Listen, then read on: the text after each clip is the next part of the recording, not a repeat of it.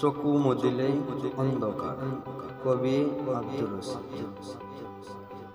আমি 2 দিনৰ আলহী, এই আছো এই নাই।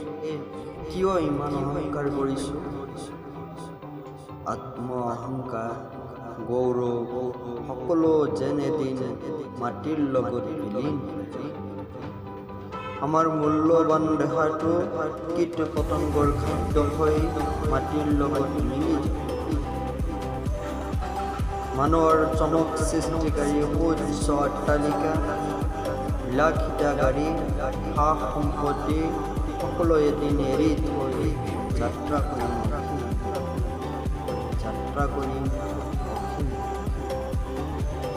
এই দেহাৰ নাই কোনো চকু মুদিলেই অন্ধকাৰ। জীৱনটো কচু পাতৰ পানীৰ নিচিনাকৈ টলমল।